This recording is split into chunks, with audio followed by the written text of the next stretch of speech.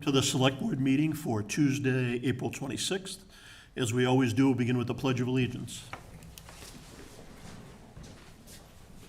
Pledge allegiance to the flag of the United States of America and to the republic for which it stands, one nation, under God, indivisible, with liberty and justice for all.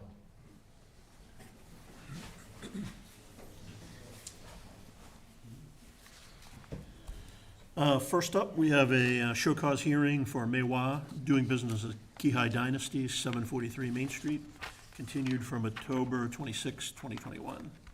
Anybody here for that one? No. We expecting somebody to come? Lisa from Kihai was going to come. She had talked to Aoife, so what I expected them to ask was for an additional 3-month extension. I mean, we've extended this multiple times at this point. Back in October 21, you voted to continue the hearing to April 26, so you've already done well beyond the 6 months here. So it's ultimately your call. Oh, she's here. Welcome. Thank you. We were just getting started. Why don't you come on up to the microphone if you want? Okay. So, Jim, you want to open the public hearing? I'll move that we open the public hearing, show cause hearing, Meiwa Inc., DBA Kihai Dynasty, 743 Main Street. Yes. Do we have a second? Second? Motion and second. All in favor, please say aye. Aye. Welcome. Thank you so much. So, why don't you sort of give us an update on what's going on? Okay, it's been a rough time during the COVID, and we've been closed. We had a buyer that fell through over a year of kind of giving us false hope. We tried to work with them, but I'm still actively working with brokers, and we're exploring new avenues. We're trying to see how else we can sell the liquor license. So kindly, I'd like to request for another extension, possibly another 3 months. I'll open it up for any comments or questions from the board. Yeah, I don't have a problem with extending it. You know, I do think we've come a long way, and you know, we missed the Kihai, and we want you to be able to Thank transfer the you. license. But, you know, I do think there needs to be some prospect within the next 90 days. So I wish you the best of luck. Thank you so much. Yeah, I mean, ditto. Do you have a prospect at this point?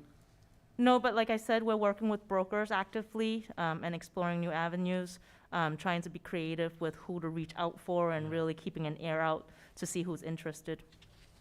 So I'm supportive of doing the 90-day extension, but I really don't want to go beyond that. And I'd also would just observe that, 90 days is not a terribly long period of time to go find someone and, get something formalized to the point where we know we have a deal. But certainly in, the interest of trying to, get to a good outcome here, I'm willing to support it. I appreciate that. Jim, would you make a motion to extend? I will move that we continue the hearing for 3 months. Do we have a second? Seconded? Motion and second. All in favor, please say aye. Aye. Thank you so much. Okay, Have a good thanks. night. Good luck. Thank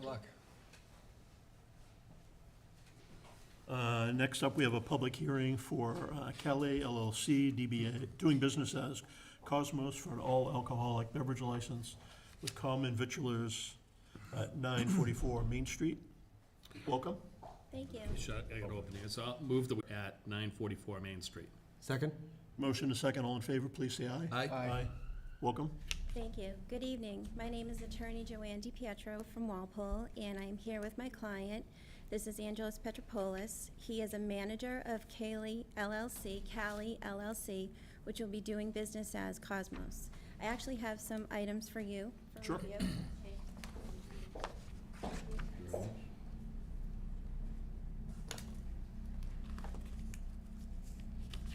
Thank you. Thanks. Thank you. Thanks, Joy.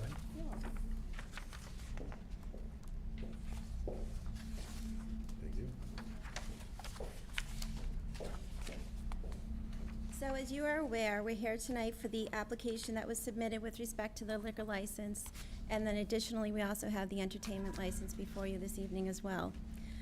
The applicant managers of Cali LLC are Angelos and his brother Stavros. What I'd like to do is give you some background information on these brothers.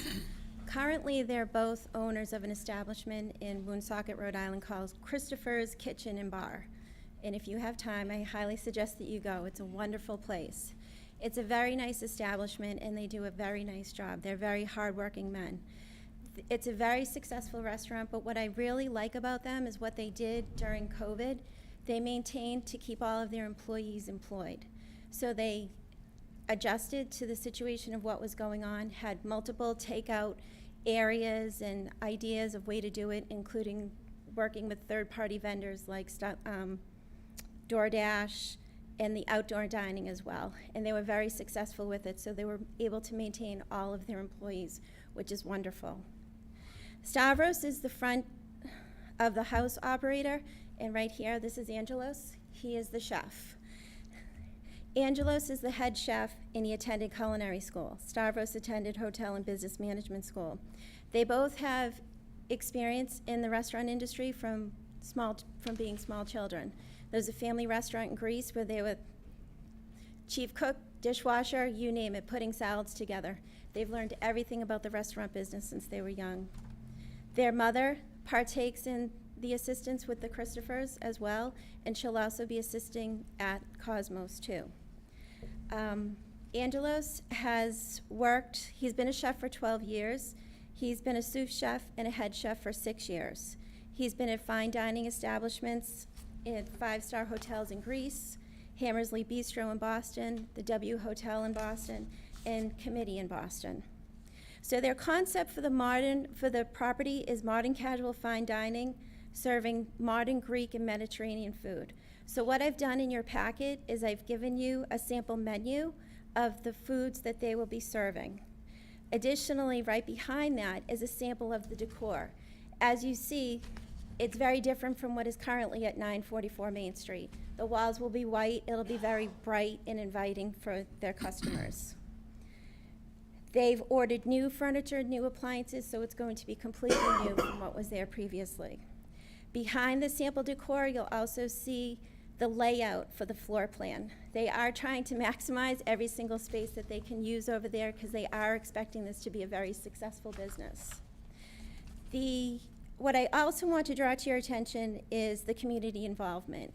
They're very involved in the Woonsocket community, sponsoring teams and other community service. So as you can see, where they are as business people, they're also very invested in the community. So if you have any questions, please let us know. Let me open it up to the board. Any questions or comments from the board? I would just say I'm really pleased to see somebody coming into that location. You know, I thought it was a shame that we lost the restaurant that was there, but it's great to see you guys coming in, and you know, I think this is a really interesting opportunity too, because it's a different type of food option in Walpole, and I think one that will really you know, go a long way in the town. So I think it's a really, really good thing you're doing, and I'm excited for it, and wish you the best of luck. Great. Thank you. Thank you. So before I close the public hearing, I'm just going to ask if there's anybody here that would like to comment. Anybody in the crowd that would like to comment? Seeing nobody, is there anything you would like to say? I think Joanne covered everything. Okay, Joanne always does a good job, so. Jim, you want to close the I public will hearing? move that we close the public hearing. Second. Second, motion is second, all in favor, please say aye. Aye. Jim, would you make a motion? Move to approve the request of Cali LLC DBA Cosmos for an all-alcoholic beverage license with common vittler at 944 Main Street, subject to the applicant obtaining final inspections from building and health departments. Second. Motion is second, all in favor, please say aye. Aye. And I have another motion to approve the request of Cosmos for an entertainment license for TVs, non-live music, and occasional live music. Second. So we have a motion and a second, all in favor, please say aye. Aye. Aye. We wish you good luck. Thank you. Good luck. Very much. Thank you. Thank you. Thank you.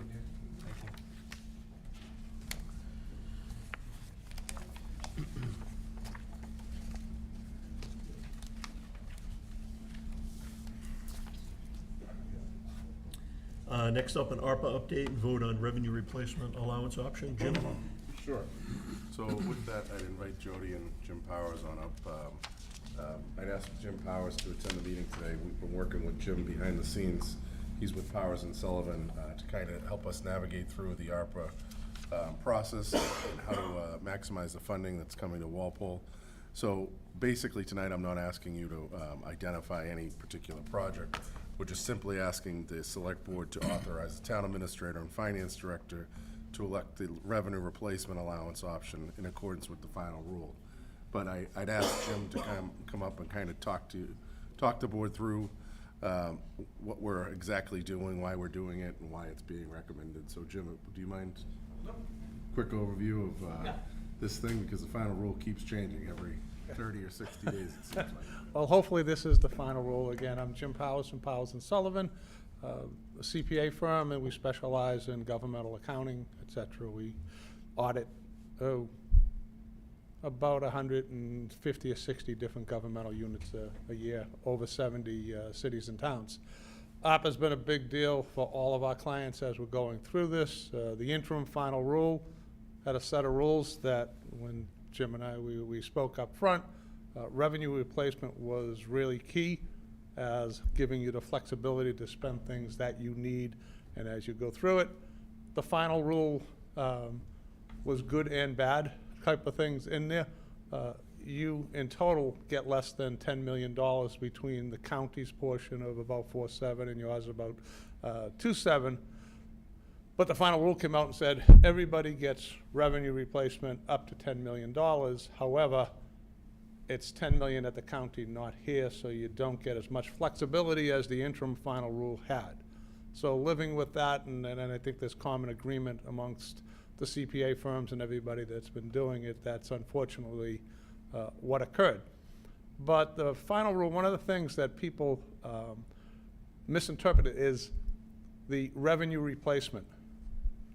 Revenue replacement is not just getting revenue in, it's an expenditure category. Basically what happens is the fact that during the pandemic, a lot of things closed down, especially if you went through recreation department, all the programs that you went through, a lot of hotel, motel taxes, meals taxes, a lot of things occurred that really affected your ability to spend money on services that you normally would because the revenue dried up. And so the thing behind it said, all right, because you lost money, we're going to replace those funds through revenue replacement as part of the ARPA grant that will allow communities to, in effect, go back and spend money on things that you may have had to delay because you didn't have as much revenue as before. One of the key things from revenue replacement, again, it's just an expenditure category, but inside of that expenditure category, the final rule basically said revenue replacement as an expenditure category, you can spend on any governmental service. So, any government service. That includes building a school, buying a fire truck, police vehicles, public safety, health insurance. Anything that you do normally is a governmental service.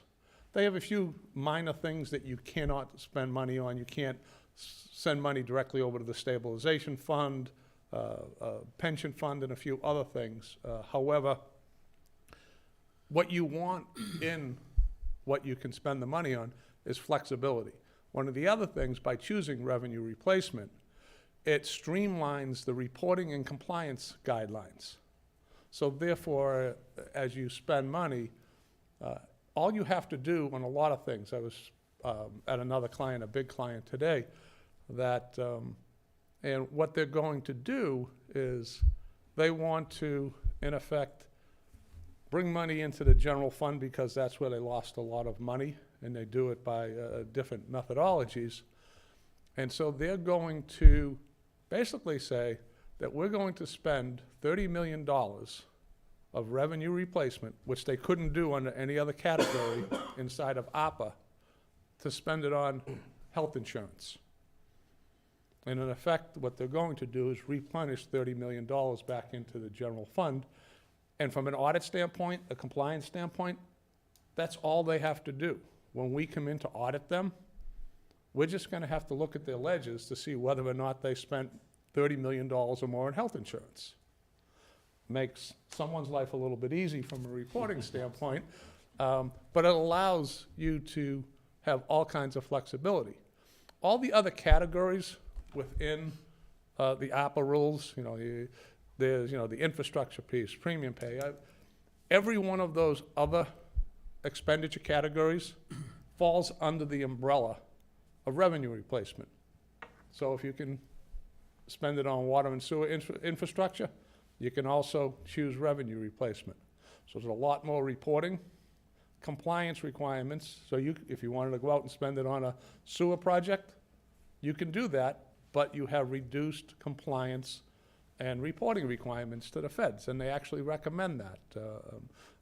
Jody was at a conference yesterday put on by the U.S. Treasury, and they said anybody that has less than $10 million worth of revenue replacement available would be silly, and I don't know if they said silly not to choose revenue replacement. So you as a select board can go through and say, we always wanted to do that. Obviously, it's a governmental service. You work that through Jim, and you can spend that particular money. Usually what happens as you've gone through, you contact me and say, all right, does this sound okay? Revenue replacement, you really would have to work hard to have something that I'd say, no, that was not allowable, okay? And so that makes all the sense in the world to us, and what we've been talking about up front, the money that you have at the county that they've allocated to you, that's where you use all the other categories, and they're giving you a little bit allotment for revenue replacement over there, but you're putting in projects that are water and sewer and drainage type of things so far, and as those get approved, they're okay from the county. You won't be able to use all the county money for revenue replacement, but as long as you have enough projects over the next couple of years, and everybody, pretty much all the other communities within Norfolk and the other counties have a blend, the same type of thing. We've recommended to every one of our clients to use revenue replacement.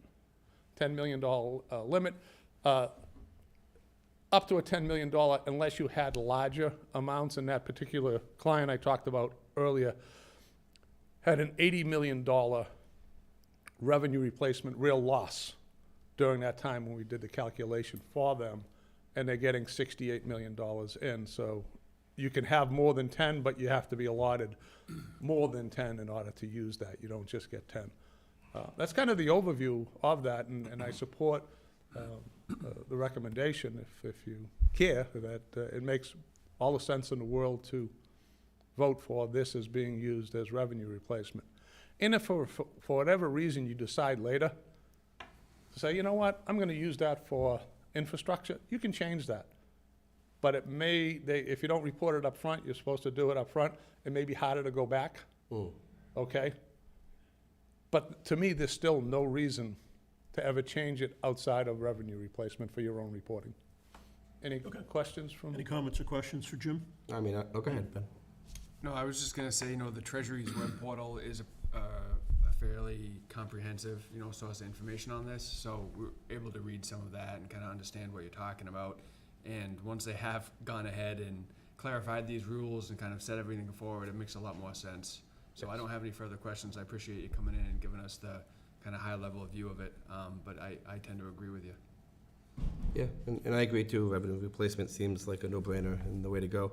I think this is probably, I think I know the answer to my own question, but it would make sense that if we go revenue replacement, that we should be spending the county money first before we spend the money we already have that we choose to use as revenue replacement. Well, that's not the no-brainer, because you can't use all of the, it's a no-brainer to use all of your money as As a revenue replacement. right. But you have to accept for $400,000 or $500,000, I forget what your allocation was, as revenue replacement at the county. So you get about $4 million still at the county, but you have to use all the other projects for that. So you're not using first in, first out type of thing. What you would do, so say if you had from spending first, say if you were doing internally a capital project, that you had a $3 million project and you were going to bond for a portion of it and say use $1 million worth of revenue replacement to fund that. So you're going to bond 2, spend 1 on ARPA funds. What you would do is the first $1 million worth of expenditures, you would allocate it directly to the revenue replacement and the ARPA funds. And then at the end, so say if you come in at $2.8 million, well, you borrowed, $200,000 less as your future burden. So that's where you'd use that first Okay. as you went through. Okay. If that makes sense. Yeah. Okay. Yeah, I mean, it does make sense the way that you've described it. My only real question is around the rules changing. We've been at this for months now, and it's taken forever to get clarification on rules and what we can spend the money on, what we can't. And it seems as though the rules are continuously evolving. So is there any risk that the rules might change here and that we might find ourselves in a spot where this might not be a good idea? I can't tell you the federal government will not change its mind. Right. Okay? It can happen. You're going to get the second allocation in soon that's going to come direct into your coffers, and you'll have that to spend. There could be something that changes what's allowable. However, what they did between the interim final rule and the final rule came out in January, interim was before that, and they said up until April 1st, they gave you a safe haven, meaning that if you spent money in accordance with the rules that were in place prior to, in effect, April 1st, we're going to allow that, even if the final rule said it can't be used. So if they gave a safe haven before, I would expect if they came out with a final rule, that they're going to give you amnesty from, April 1st through whenever they change it again. The only thing that has a possibility probably of changing would be the county, because you're a sub-recipient of the county. The county got their tranches in as they go through. And depending on how the communities spend their money, you have an allocation right now of, what, $400,000 or $500,000 for Yeah, revenue about 400, replacement? they said, yeah. Well, some communities may not use, they might have a project. I talked to a couple of clients that were also part of Norfolk, a couple other in Bristol, and they were gonna use all of their funds for a water or sewer projects at the county. So they weren't gonna use any of the amounts that have been allocated for that particular purpose. I can't speak for the county, but they may at some point in time, as they go through, saying, okay, guess what? 4 towns didn't use $3 million of the 10 million available in total. They may come back and give you more revenue replacement. Things like that could change.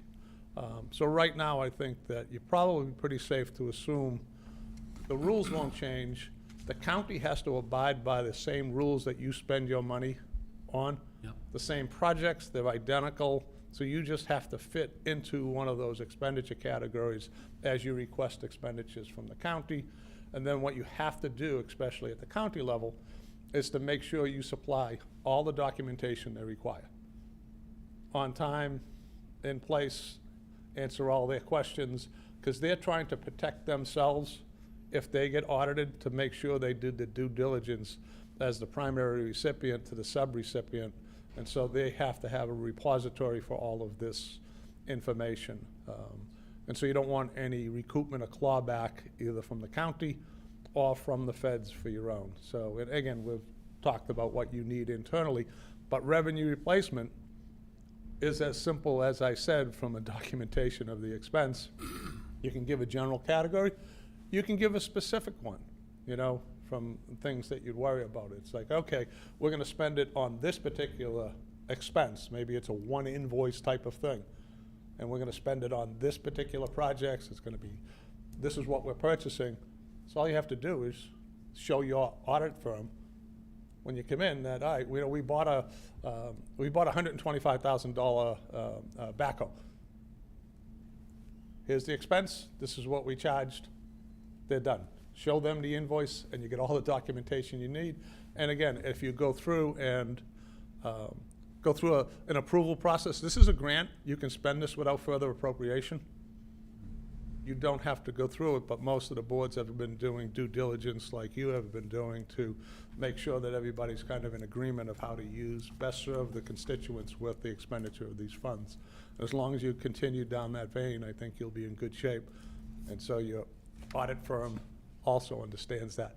If you decide to spend anything that would be what I would consider questionable, what I would recommend, and we did this earlier as we went through, is to let me know about it. I'll do my due diligence on it, and then contact your audit firm, and to make sure that they're in agreement. When there was a calculation for revenue replacement, until they changed it in the final rule, we actually sent, with Jody and I going through the revenue replacement calculation, we sent that to your audit firm. It says pre-audit this now, so you're in agreement, so a year from now, there isn't a problem. And so that was the kind of the smart thing to do, and I think the administration is right on top of this. Good. Okay, thanks. And then one other, hopefully quick question is there's a period of time to spend the money, and does this designation change that in any way? No, that's still good. You still have a few years to Yeah, okay. spend that. And, Okay. you know, I would recommend if you have needs that you can serve now, that, you know, take a look at it long-term. If you want to balance your budget and use the funds for that, revenue replacement over the next several years, that's certainly allowable. But don't wait for the last second, No, we wouldn't. do because that, you but said earlier, I just want to make sure it's not going to they shorten could it come up out on with us. a final rule, because circumstances may change at the federal level that may require Yeah. changes that you don't want to see that affect you adversely. Great, thank you. Mark, can I ask a quick question? Go ahead, sure. Real quick. Just on the county money, they take a fee of a percentage for their services for, I guess, managing the money and distributing it. How much is the fee from the county? Do you know? The fee from the county, they took I believe it was a 3% administrative fee. Can that change, or is that set by the regulations? You know what, that's not a regulation, that's basically, what you have to understand is the county gets the grant. Sure. They have even though they're part of the grant, the way it was allocated to the county was based on all of the community's population, Yeah. and your proportionate share is how you, of the population, is how you got your allocation from the county.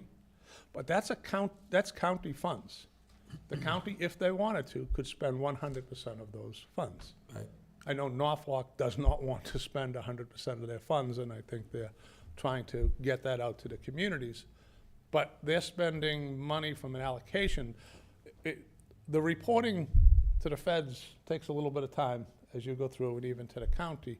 Well, they've got, I don't know, 28, 30 communities reporting into them. So they have a portal and a software program, and it requires a lot of time and effort, and they've hired outside firms to assist in the reporting as they go through it. So the other counties, Plymouth started first as they went through, and they selected a 3% allocation, and the other 3 counties that joined into the consortium decided, why don't we all do 3% and see how that shakes out. Now, at the end of it, when this runs down, if Norfolk could say, you know what, we don't like Jim and we're not gonna give him a cent, okay? And you wouldn't get a cent. It's their discretion of how they're gonna allocate that. No, I don't to- expect But that to I happen. don't expect that to happen, but it's their funds.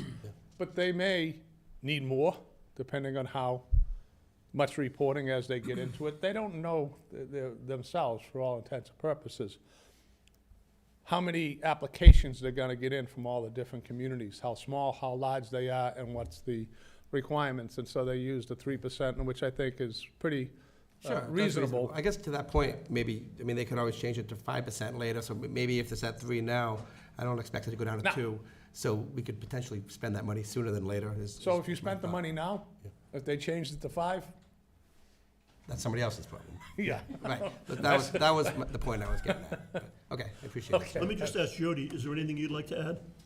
Just that Roselli and Clark, our auditors, do support the revenue replacement process. So they were, just like Jim, they said the exact same thing. It's just much more streamlined. There's not as much reporting, and it's definitely the best way to go.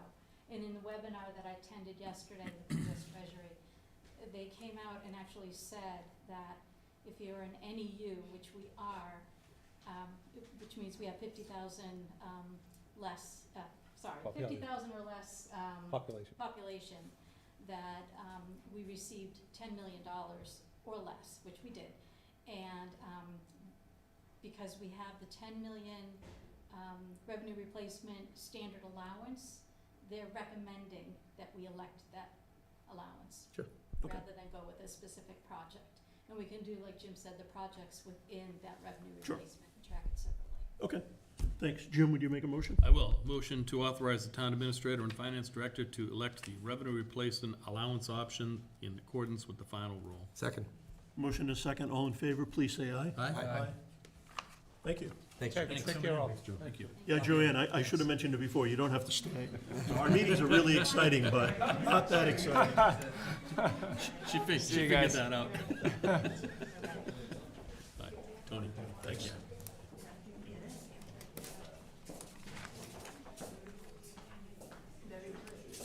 Is there anybody here for open forum? Seeing as there's not, let's move on. Vote to sign 2022 annual town warrant. Jim, any comments? No, everything's pretty much in order. Liz has been working on it for some time now, and it's ready to go. My only question was the hours. Yes. So I think it's, if I read it, probably 8 to 5. That's correct, yeah. So I just feel like we ought to talk about that a little bit. Sure. You know, just so I- Liz, come on up, if you I don't asked mind. Liz to attend because I thought the board may have a question. We've done the 8 to 5. Would this be the third year now? This will be the third year Yeah. from 8 to 5. But I expected that you may have a question about that, so You know, my thought is, we did the 8 to 5 for good reason during COVID. We were trying to, well, frankly, we were trying to make sure we protected the voters and the poll workers.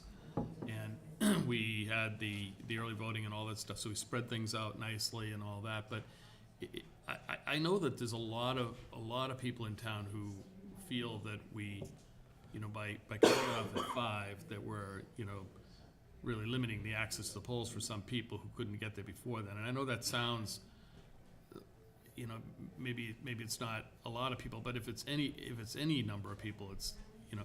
So historically, we've been open till what? 8 o'clock. 8 o'clock. 8 to 8, yeah. And it just kind of strikes me that we ought to be going, you know, hopefully we're past COVID. And it seems to me as though we ought to be going back to the 8 to 8.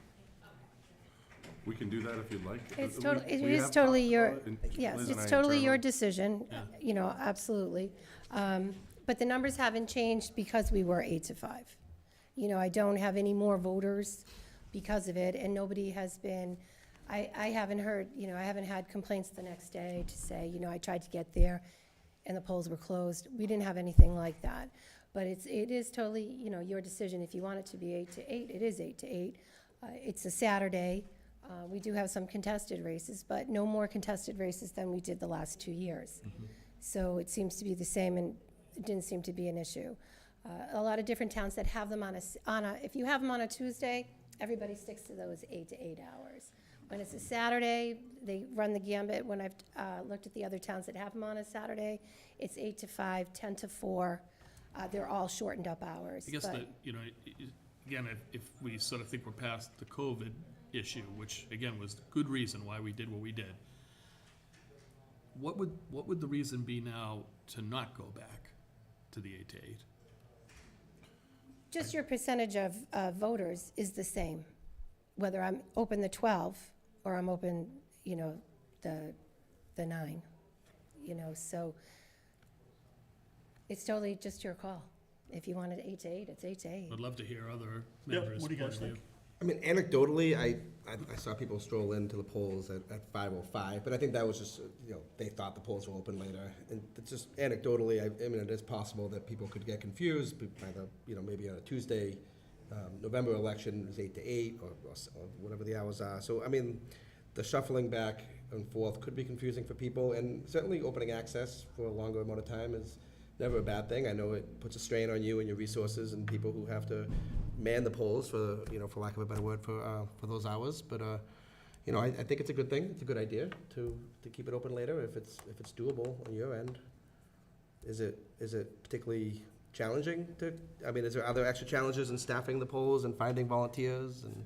It is because it's typically a slow election. You know, it's not, it doesn't bring me the same crowd as a ballot that has state or federal offices on it. So, so we do get people that don't want to do that long of a day on a Saturday, you know.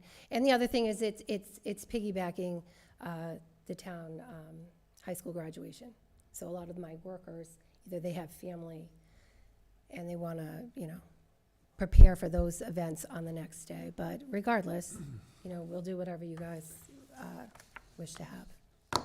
Ben? Yeah, I would just say, and to echo a little bit what Jim and Glenn just said, and I think Glenn alluded to it, was it's a challenge to get the word out to people about when to vote and where and what precinct they are, and there's so much information around it, whether it's a Tuesday or a Saturday, it's a municipal election in June, it's a federal election in November, or a state election or a special election, that having the poll hours be consistent for all of them, whether it's a Tuesday or Saturday, people can count on it being 8 to 8, you know, and whether they're dropping their kids off for, you know, games on a Saturday afternoon, they know they have that leeway later on if they can't get there in the morning. And so I think a lot of the reasoning why it's 8 to 8 on a Tuesday, which you alluded to, because people are working and people are going in town or whatever, is the same for a lot of folks on Saturday. And so keeping it uniform just makes it easier, generally speaking, to say, yeah, whatever day you're voting, you can go to the polls 8 to 8. It's like, wait, is this a Saturday election? Which election is this? It's 8 to 5, that type of thing. So, you know, that's my feeling on it. I hear you that there's probably not that many people that missed it going from 5 to 8, but just in terms of making it transparent to the general public, making sure that residents understand what it is, it's the same all the time. You know, I think it's beneficial to have it 8 to 8, no matter what the election is, no matter what the day. Acknowledging that there's some hurdles we might have to overcome there in terms of staffing. So what's a federal election? Like a presidential election, is the poll open even more for those? Well, for every state and federal, it's 7 a.m. to 8 p.m. Okay, 7 Okay, days. so, So for state and federal, and for okay. the local, it's always 8 to 8, previous to these last 2 years. Yep, yep. The turnouts for the governor probably will be 62%, Yeah. you know. What do I get for a town? 17 to 20. If I have a question, it's a little bit higher than that, you know, be at 30%. So a primary can also be a long day because not everybody comes out for those. That might be one of my 30 or 35%, but nothing is like the town election. And Yeah. in terms There's of more traffic if there's a question. Sure. right, yeah, absolutely. And so in terms of then early voting as well, and I know that kind of just in talking to people, and I know that we had talked a little bit here about like anecdotally seeing people coming late, or a couple people might have posted online that they tried to come late and weren't able to, or whatever the case is. But there's early voting as well. There is no early Not voting. for the Early municipal voting election. ended, Right. state, federally, and locally, Right. on December 15th. Right. Okay. Right. So whether the legislatures revote to put that back in, Right. which I think probably is a very good possibility for September, Right. but for the town election, it would be absentee voting if you want to vote. So that option is still there. And they do vote at the counter. Right. Right. And that's available as soon as I have the ballots. Right. And I think that a lot of people, and whether it was, you know, the 5 p.m. to 8 p.m. that made a difference or not, a lot of people did like having that availability that they could come and vote at other times. And I know that other elections that's been true. So I think that that's just another reason why it would be helpful to have it be the full 8 to 8 period. And just make sure it's available to all residents. I think it's just an important thing for us to do. I'd be okay with that. Okay Want with to make that. a motion? Sure, just, Well, does it need to be, I guess it needs to be a So motion. you would just ask us to amend this to 8 to 8, and change the 5, and then vote to sign the election warrant. okay. Motion to sign the 22 annual town election warrant with the hours adjustment from 8 a.m. to 8 p.m. Second? Motion is second, all in favor, please say aye. Aye. Can I ask a quick question too? Just an idea. I mean, I know we have the boards announcing the election out here on the Old Town Hall lawn. We have the electronic signs. I don't think we have a board, the standalone A-frame, that I think we say what the hours are on the day of the election. I don't think we have one in East Walpole at the fire station. Is that a spot that is? We do not, right, we have two. High traffic that Right, could- we have two. Could benefit from one? It's just traditionally there. We don't have an extra one, but we could make one, or We could buy one. we could right. buy one. We don't want to make it, Yeah. but just an idea, if you want to. Are they currently using that station? Yeah, they sure are. I'm just thinking we could maybe put it on the little common, that really small common right there. We can coordinate with Donnie and Rick. Okay. Yeah, Yeah, I look don't know into if we that. put it at the fire station, Just but yeah, more signs, more parts of town. We do one in South Walpole. we do. Yeah, Yep, that's great. we do. Thanks. Thanks, Liz. All Thank right. you, Liz.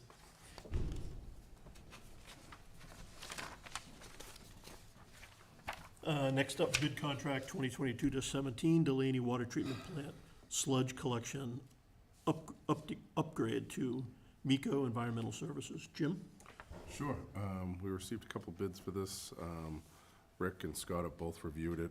I recommend favorable action to award bid contract 22-17 to Miko Environmental Services in the amount of $988,888, and to authorize this office to sign the contract documents. Rick, anything to add? No, this is just a project that we've been trying to complete for the last 2 years. You may recall that the original appropriation was inadequate to fund the improvement. We have since gone back for a supplemental. It's still very tight, but it's an improvement that we need to move forward with. Okay. Any questions? So it came in over budget then by how much? First time it came in over budget, Yeah. because of the escalated cost of concrete and Oh, yeah, they're still escalating to this day. okay, So, we wanna hurry up and try to get it done before they continue to. okay, makes sense. Jim? Motion to award bid contract 2022-17 Delaney Water Treatment Plant Sludge Collection Upgrade to Miko Environmental Services, and to authorize Jim to, the town administrator, to sign all related documents. Is that Yes, good? please. Okay. Seconded? Motion and second, all in favor, please say aye. Aye? Aye. Next up, discussion and vote to amend section 804, use of Adams Farm Policy and Procedures in the Select Board Policies and Procedures Guide. So essentially, Mark, what they're looking to do is provide a better definition of what a group is. The break right now, it just says, any other organized group activities require written permission from the Walpole Select Board via the Adams Farm Committee. They'd like to change this to, any other organized group activities require written permission from the Select Board via the Adams Farm Committee as follows: groups of any size who wish to use the barn or pavilion for their activity must be, apply for permission, and groups of 15 or more who wish to use any part of the farm for activity must apply for permission. So they're just looking to define that. Seems to make sense. Any comments or questions? Jim? I will, where are we here? There it is. Motion to amend section 804, use of Adams Farm Policy and Procedures, by adding a clearer definition of a group. Second. So we have motion and second, all in favor, please say aye. Aye? Aye. And Mr. Chair, if I could, as I read it, and maybe I misread it, but I don't think I did, I think there's one reference to Board of Selectmen in these rules that they gave us. So it says Select Board, Select Board, Select Board, then there's one place where they didn't change it. And it says, yeah, number 2, permission from the Walpole Board of Selectmen, but every other place it says Yep. Select Board. So if we could just do a little housekeeping on that. Sure. Thank you. Good eye there, Jim. Thanks. Vote to renew junk dealer and junk collector licenses for the following. Jim, you want to read the motion, then we can. Motion to renew the junk dealer and junk collector licenses as listed on the agenda. Second. Any further discussion? Jim, you happy with this? Yeah, everything's in line. So we have motion and second, all in favor, please say aye. Aye? Vote request of Walpole High School cross-country track and field boosters to host 49th Annual Walpole Labor Day Road Race on Monday, September 5th, beginning at 9 a.m. So moved. Second. Motion to second, all in favor, please say aye. Aye. Jim, wanted to let you read the motion this time. Motion to approve request of Eric Auerbach, tapped beer truck for 2 one-day wine and malt beverage licenses at Rodman Arena, 2130 Providence Highway, on May 6th and May 7th, 2022. Licenses will only be issued when final review and approval has been received by Walpole Police Department. Second. So we have a motion to second, all in favor, please say aye. Aye. Motion to approve the request of Andrew Bevilacqua for a one-day one-day all alcoholic beverage license on Friday, April 29th, 2022, from 7 PM to 11 PM in the enclosed outside area of 109 Stone Street. Second. So we have a motion to second, all in favor, please say aye. Aye.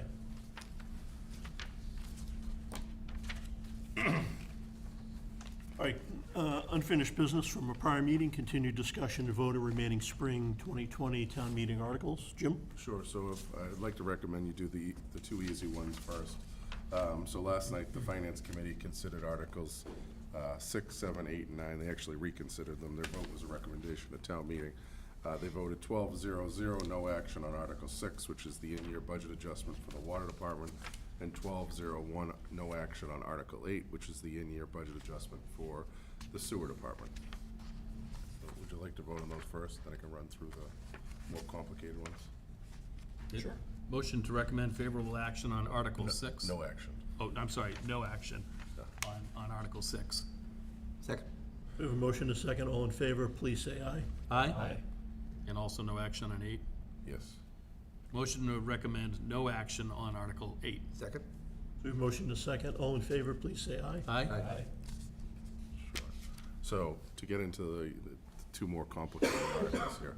So, Article 7, the Finance Committee listened to the clerk of the Sewer and Water Commission, Hochstein-Jaeger. He explained some of the ins and outs and some of the thought process behind why they voted the way they did, and the use of retained earnings under Article 7. The Sewer and Water Commissioners voted to endorse a motion that used $161,679 in retained earnings here. The Finance Committee expressed some concern over the use of one-time funds consistently year to year, and they were looking to wane the commission or the Water and Sewer Department off those use. So they basically cut the retained earnings costs in half and went from there. So they voted favorable action 10-1 on the motion that's presented. So what I outlined for you here today is the motion that the Sewer and Water Commissioners in blue and in black the FinCom. So if you're looking for a recommendation from me, I'd recommend voting on the Finance Committee's favorable action, since they are the main motion on town meeting floor. Yeah, I'll jump in first. I did attend that meeting. It was kind of a mess where the Sewer and Water Commissioners really struggled to find any common ground. You know, there were, each person had their own plan, especially when they started trying to tie it into rates and what they believed. I did not like the way they came about. I didn't like the heavy use of retained earnings. And in a minute, when we get to sewer, town meeting had approved money for Morningside Drive. And the Sewer and Water Commissioners clawed that back, and they were gonna use it to reduce rates, which I disagreed with. Town meeting voted to move ahead with a repair. So I'm in favor of the Finance Committee's motion. So, and I'll open it up for anybody else. Yeah, I make a couple comments. I mean, I'm also in favor of the Finance Committee motion. I think the main impact of what they're doing is relying less on retained earnings, which makes sense. But I want to point out that money needs to come from somewhere, so it's going to shift over to user fees, which means that money needs to be raised by the water bills that get sent out, which means that in June, when the water commissioners set the rates, they have to do it the right way. They can't do a 0% rate increase, because if you do a 0% increase, then we're gonna fall short and we're gonna have a deficit. So this budget that the Finance Committee is recommending makes a lot of sense if the Water and Sewer Commission in June at their rate hearing does the right thing. So, I would just encourage them, obviously, to do the right thing. That's important for the stability of our water system. It's what is being recommended by Finance Committee, and they need to follow through with, you know, a modest rate increase is unfortunately something that we're gonna see from year to year. But it's necessary. We have staff that we pay, and cost of chemicals go up, and a 0% increase, which is what's being recommended by more than one commissioner. I'm not trying to call anybody out, but, you know, that doesn't make any sense. It can't be sustained. Maybe you can get away with it for 1 year if there's some compelling reason, but it just doesn't make any sense. So I guess, long story short, I agree with the Finance Committee recommendation, and I just, you know, would encourage the Water Commission to follow through in June. Thanks. Ben? Yeah, I won't repeat everything Glenn said, although I do agree with him. I think that, you know, generally speaking, with municipal governance, particularly with budgets and in some cases taxes, or in this case water rates, you know, doing following the most reasonable course of action is the best thing to do, and to be as conservative and as level as we can be. And I think that includes really being judicious in our use of retained earnings. So I know that, you know, we all here in Walpole are very proud of our ability to have our own water, pump our own water, treat our own water. That's a point of pride for many residents, as it should be. And our water quality is very high. And so, being that it is such an important part of our town, I think we really need to, as I said, you know, be reasonable and apply some pretty strict judgment to this. And so I do support what FinCom has put forward here in terms of reducing the dependency on one-time funds. Thanks, Ben. Jim? Yeah, I mean, I'm not gonna repeat what both of you guys have said. I agree with both of you and will support the FinCom recommendation. The other thing that I would encourage, especially RTMs, to do is, we had a study done a few years ago, I think it was the Abrams report, which talked about, you know, the two key things that a sewer and water department needs to do is to make sure that the water you pump is good and clean and usable. And to make that happen over the long term is you need to replace a certain percentage, and I think the number was around 5% of the pipe that's in the ground. 2%, I'm sorry, Glenn, who was a sewer and water commissioner, setting me straight. But you're supposed to be putting some of the money that you raise each year back into your infrastructure. And if you don't do that, you can cheapen out for a few years, but eventually the pipes are gonna be old. I think our pipes are fairly old in Walpole. I think when asked, Rick Mattson said, I don't remember the number he used, but the pipes are on average, is it 50 years old, 40 years old, Sounds something about like right. that. Sure, yeah.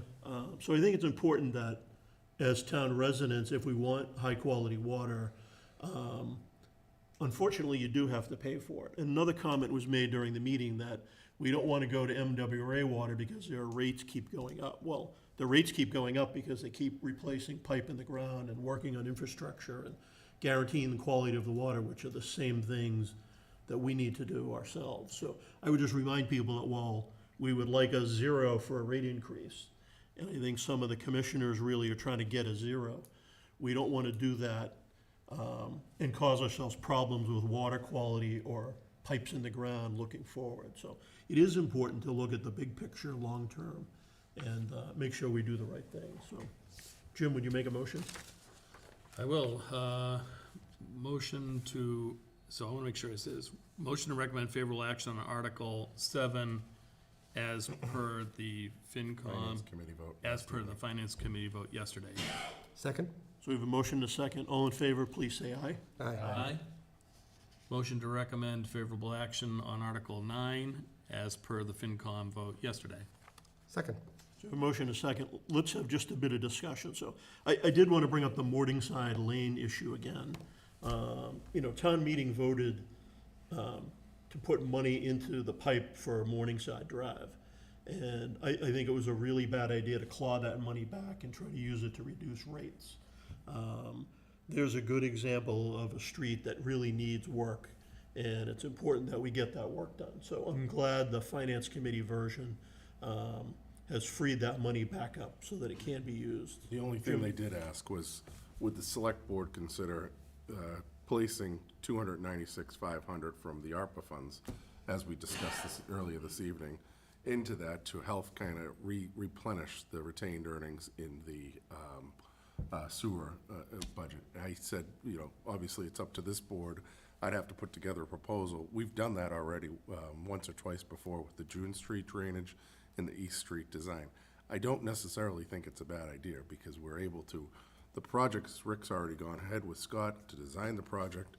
It helps to replenish some of the retained earnings. I just want to think through it a little bit more, but Denny and Mark Trudell and some of the other finance committee members expressed support for making sure that the retained earnings funds and sewer, because it is so low, to build that up a little bit. So. Yeah, I'm not opposed to it. I understand they have been using retained earnings for the last several years, when they probably shouldn't have been. It is important to build up those reserves. And I'm not opposed to the idea of, using some ARPA funds to replenish the retained earnings, so. Any comments from anybody else on the board? Yeah, I Jim? would just say I was at the meeting 2 meetings ago, not the most recent one, but the one 2 meetings ago, and this question did come up. And speaking as an individual member of the select board, not on behalf of the select board, I said I would support some, ARPA funding for sewer and water. And my rationale is simple. I really want to see them get to a better place around their financial management practices. Using the retained earnings, as you guys have all said, is not a good idea. If we can help them get there by taking some of the ARPA funds, I actually think it's a good way to wean them off the retained earnings and get them to a better spot. So I did tell them that I would support that, and I'll stand by that tonight. Okay. I guess my thought is, and it's a concern, and I withhold my official position until I talk to more people and hear more. My concern is that we're going to use, if we consider using ARPA funds to, say, fund the Morningside Drive rehab, and essentially are building up their reserves so that they can use their reserves to keep the rates artificially low, what are we doing? Like, what kind of long-term plan have we developed? So I have a suggestion for that, and I'm glad you're going down that route. I think when we've talked about having a joint meeting with the sewer and water commissioners, inviting a school committee, FinCom in, Sarah Kati, Mike Amaral, everybody who's expressed an interest in some of the ARPA funds. If we were to do something like this, we get some buy-in, have the commissioners take a vote on those financial policies that we drafted some time ago. Those financial policies actually outline, I think it's 20% of, they agree to keep 20% retained earnings as a reserve. They haven't taken any action on that. We I presented read it to those. them You put a lot of work multiple into times. that, and And it looks I think good. that will give us, if we get them to buy in and say, listen, we agree that this stuff needs to get done. We need you as the commission to buy into this idea. If you don't like 20%, give us 10 or 15. Work on something, because right now we don't have any policies in place on the water and sewer Create a side. set of policies so that we don't have 5 different opinions going in 5 different directions. We could really point to the policies in place and say, well, this is what we've established and voted on as a goal for the commission, and this is the direction that we've all decided to go. So yeah, no, and that was well thought out. I really like those policies that you put together. It's good.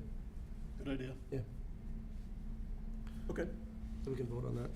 So we have a motion and a second. All in favor, please say aye. Aye. And just to make sure we finish, the thought here, so do we need to take a vote? Maybe it's not tonight because it's not on the agenda, but at some point around the ARPA money and allocate some money to them, or how's that? We had gonna work? talked about having something in June, when inviting everyone in, either to this room, or probably a bigger room, this Council on Aging or something, having everyone around a big giant table and getting input, because that was one of my takeaway, and I actually agree with Sarah, is, let's solicit some more input from the community. I obviously have my ideas just from working off the capital budget, the 5-year plan for so many years, but maybe there's some other things, some other projects, like Sarah's, I think it was $15,000 idea for a pop-up, I forget what she called it, but these smaller things that we can maybe have an impact on quickly. So. Yeah, I think it would be great to pick an off Tuesday in June, and schedule that. Let people know ahead of time so they can start, getting their material together. But it would be good to hear from more of the community, what the town needs are, the school needs are, sewer and water, and, give everyone a chance to sort of pitch their project. So that'd be great. Yep. Okay. And then we would, of course, we can't vote on anything that night. We'll need a little bit of time to think it over, Give you a compile list, our, yeah. build some consensus Yeah. around a certain number of projects.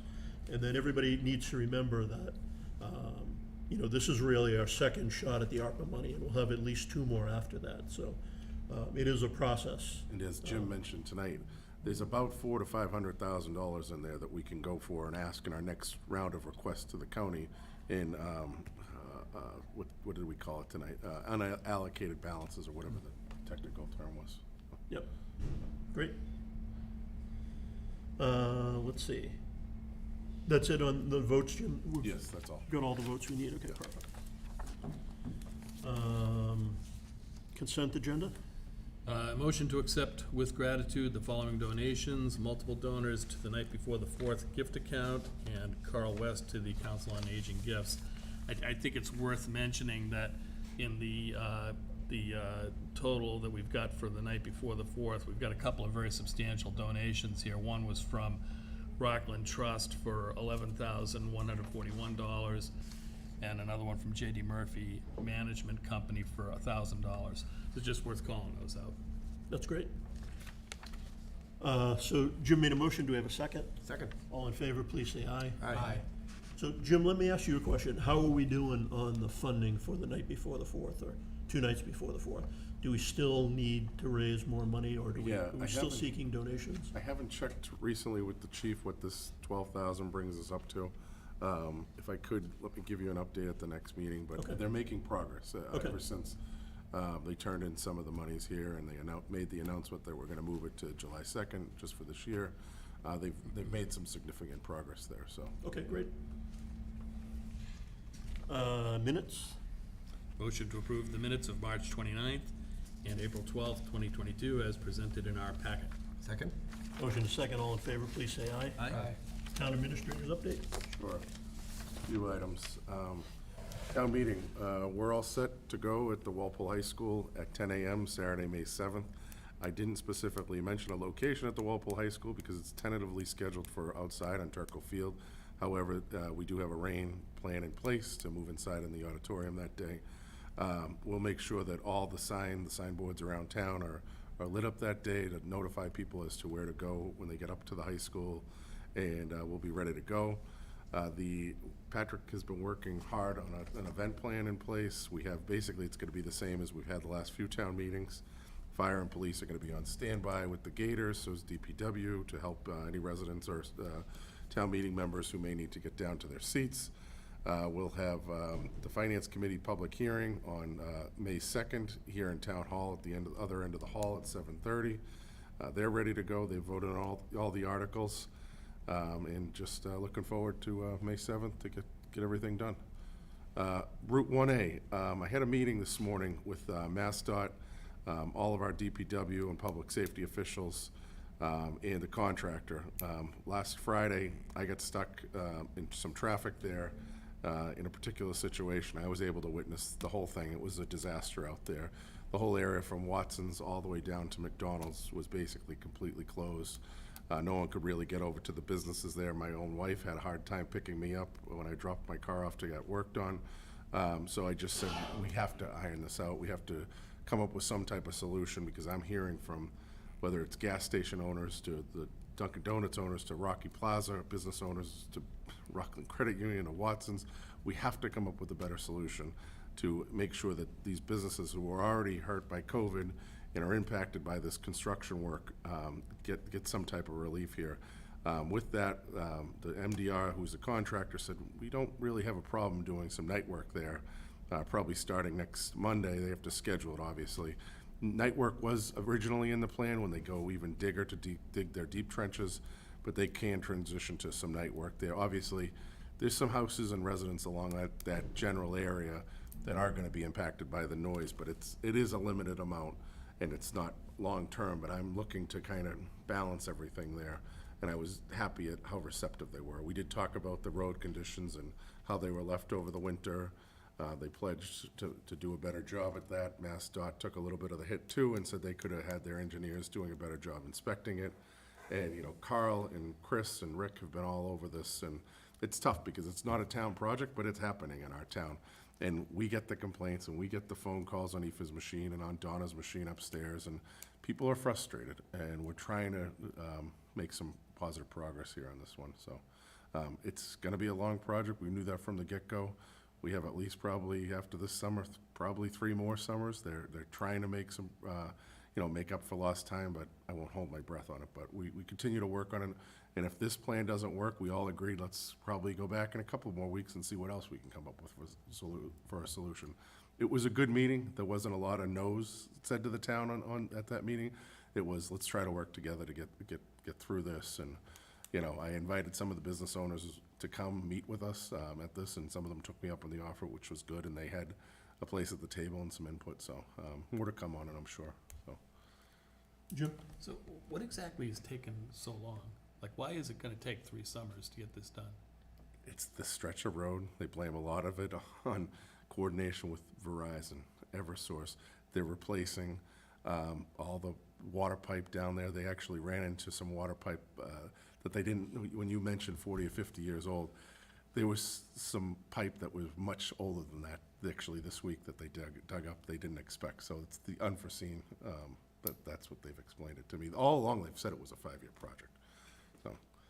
'Cause It's a long project. It's a long project, and I gotta say, it's a real mess down Yeah. there. It really is, and, I tried to get into Ace Hardware on, I think it was last Friday, I guess, and It was the same day. they I had the couldn't- roads all routed all over the place, and, I finally ended up figuring out how to get there through Spear Street, but it took me like 3 passes to get in there, and it was very frustrating. And when we were down there, we specifically talked about Spear Street. Lieutenant Becker and Chief Kelleher came up with an idea of trying to make Spear Street during all this at times one way, making sure the officers know, because it's not always a Walpole police officer who's out on duty. It's a lot of the time it's sheriffs or Westwood or Dedham.